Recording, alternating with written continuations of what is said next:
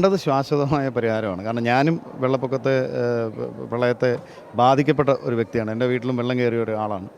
പക്ഷേ എൻ്റെനേക്കാളിലും എന്നല്ല, അതിനേക്കാളൊക്കെ ഭീകരമായ അവസ്ഥയാണ് ഇവർക്ക്. കാരണം ഇവർക്ക് പ്രളയ സമയത്ത് മാത്രമല്ല വെള്ളം കയറുന്നത്, ഒരു വർഷത്തിൽ 3 പ്രാവശ്യം ഇവരുടെയൊക്കെ വീടുകളിൽ വെള്ളം കയറുന്നുണ്ടെന്നാണ് എനിക്കറിയാൻ കഴിഞ്ഞത്. തിരുമൂലപുരത്തെ SNV സ്കൂളിൽ നടന്ന ക്യാമ്പ് ഇന്ന് അവസാനിക്കുമാണ്. ആ ക്യാമ്പ് അവസാനിക്കുന്ന ആ നിമിഷത്തിലാണ് നമ്മളുള്ള അതിൻ്റെ ആ ചടങ്ങിലാണ്. ഇപ്പോൾ ക്യാമ്പിൽ കഴിഞ്ഞ ആളുകൾ നമ്മളോടൊപ്പം ചേരുകയാണ്. ക്യാമ്പ് എങ്ങനെ ഉണ്ടായിരുന്നു അമ്മേ? കുഴപ്പമില്ല, നല്ല ക്യാമ്പായിരുന്നു, നല്ല ക്യാമ്പായിരുന്നു.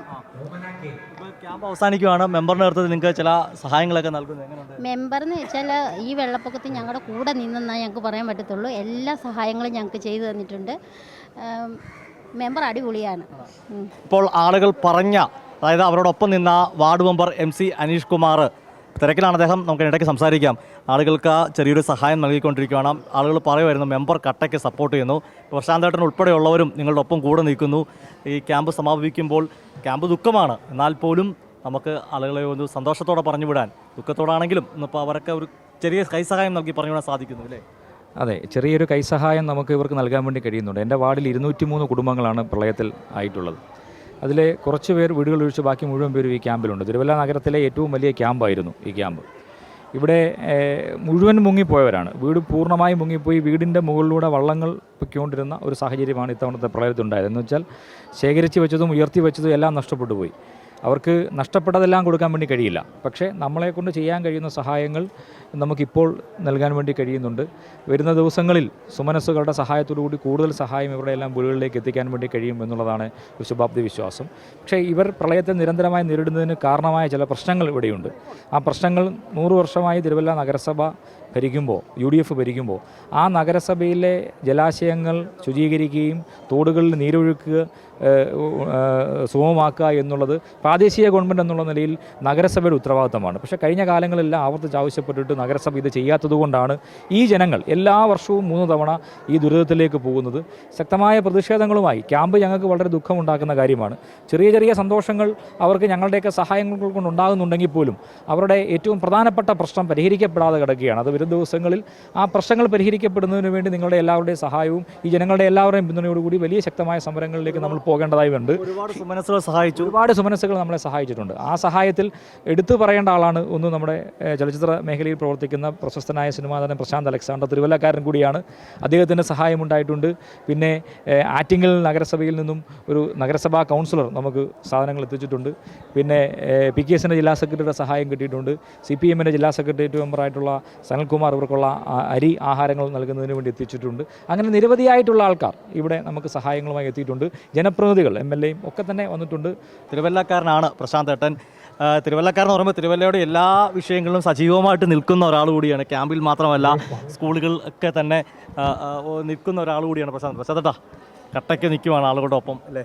ഇപ്പോൾ ഈ പറഞ്ഞ പോലെ സുമനസ്സുകളുടെ സഹായം എന്ന് പറയുമ്പം അതിന് ഒരു കാലത്തും കേരളത്തിൽ ഒരു കുറവുണ്ടായിട്ടില്ല.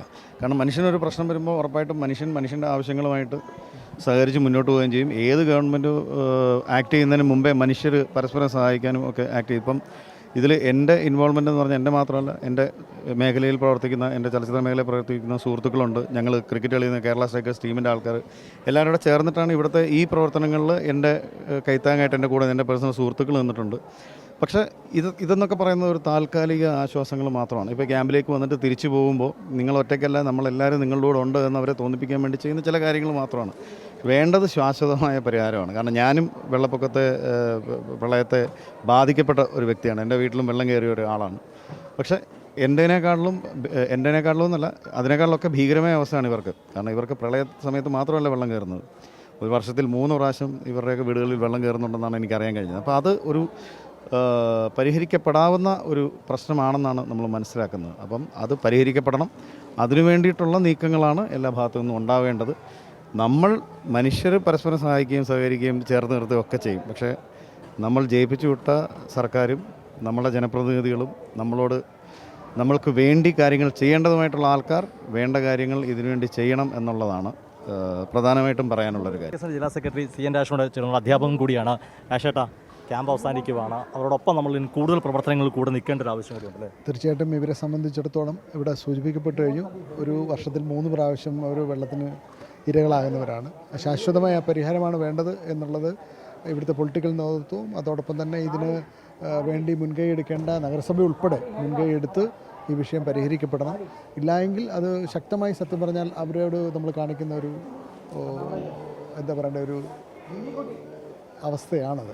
അതുകൊണ്ട് നഗരസഭയാണ് അതിനകത്ത് വളരെ പ്രാധാന്യത്തോടുകൂടി ഇടപെടേണ്ടത്. നഗരസഭ അവരെ ആ സ്ഥലങ്ങളിൽ കൂടിയുള്ള നീരൊഴുക്ക് സജീവമാക്കുകയും അതിൻ്റെ അടിസ്ഥാനത്തിൽ ആ വെള്ളപ്പൊക്കം അവർക്ക് ഒരു അപകടകരമല്ലാത്ത രീതിയിലാക്കി തീർക്കുന്നതിന് വേണ്ടിയിട്ടുള്ള ഇടപെടലുണ്ടാവണം. അത് ഇനി അവർ ചെയ്യുന്നില്ല എങ്കിൽ അതിനായി ശക്തമായ പോരാട്ടം നടത്തുവാൻ PKS ഉൾപ്പെടെ കമ്മ്യൂണിസ്റ്റ് പാർട്ടി ഉൾപ്പെടെ അവരോടൊപ്പം ഞങ്ങളും ഉണ്ടാവും. തീർച്ചയായിട്ടും പ്രസാദനൊക്കെ പറഞ്ഞ പോലെ ഈ ചെറിയ ആശ്വാസങ്ങളല്ല അവർക്ക് വേണ്ടത്, ശാശ്വത പരിഹാരമാണ് ഈ ക്യാമ്പിൽ താമസിച്ച ആളുകൾ തിരുമൂലപുരത്തെ നിവാസികൾക്ക് വേണ്ടത്. അത് തദ്ദേശ സ്വയംഭരണ സ്ഥാപനങ്ങളും സംസ്ഥാന സർക്കാരുമൊക്കെ കാര്യമായി ഇടപെട്ടുകൊണ്ട് ആ പ്രശ്നം പരിഹരിക്കണം എന്നാണ് ഞങ്ങൾക്കും പറയാനുള്ളത്. ക്യാമറമാൻ അഖിലേഷ് കൊടുമണ്ടൊപ്പം സുജിറ്റി ബാബു, കേരളി ന്യൂസ്, പത്തനംതിട്ട.